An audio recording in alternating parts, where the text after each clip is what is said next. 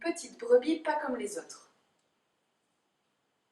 Personne ne savait pourquoi, mais Charlotte ne ressemblait à aucun des agneaux de son âge, tandis qu'ils restaient sagement aux côtés de leur maman. Elle bondissait de colline en colline comme un cabri.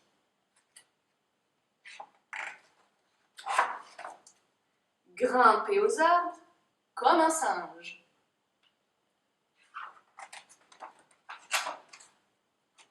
Nageait dans le torrent comme un poisson.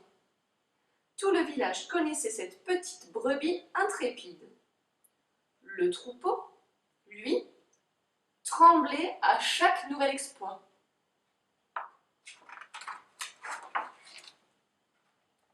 La fois où Charlotte s'essaya à l'escalade, tous les moutons furent pris de vertige rien qu'à la regarder.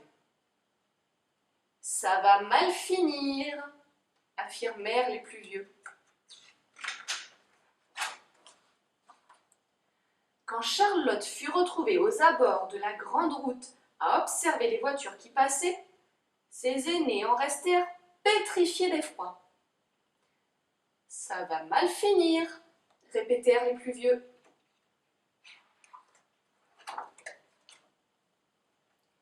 Et qu'auraient-ils dit s'ils avaient su que, la nuit, Charlotte s'éclipsait pendant qu'ils dormaient pour aller contempler la lune depuis son endroit préféré?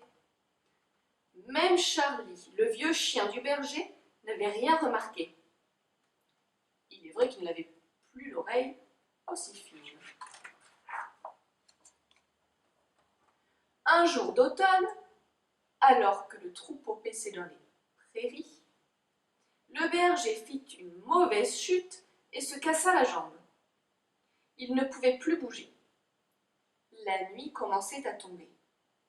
« Charlie !» ordonna le berger d'une voix faible. « Va chercher mon frère à la ferme. J'ai besoin d'aide. » Mais le chien refusa de quitter son maître.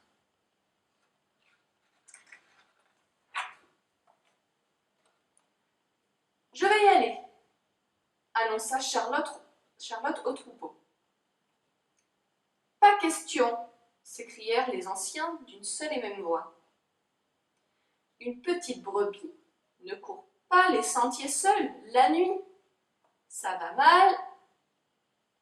Mais Charlotte était déjà loin, au pied du grand chêne, et repérait son chemin.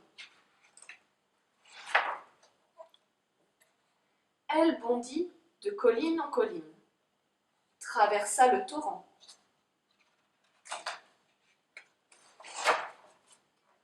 franchit le col, dévala le sentier qui menait à la vallée.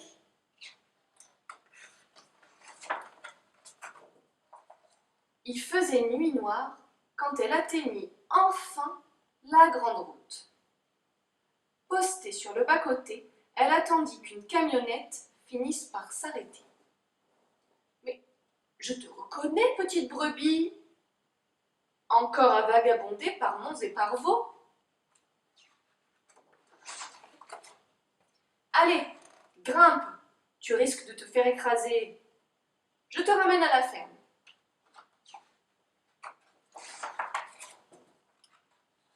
Le fermier dormait quand Charlotte tapota à la fenêtre.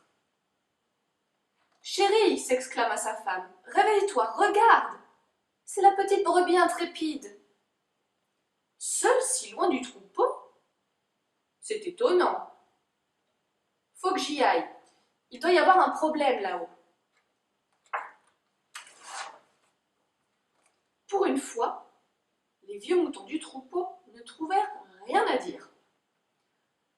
Tout était bien fini. Et le berger avait bel et bien été secouru grâce à leur petite brebis, pas comme les autres.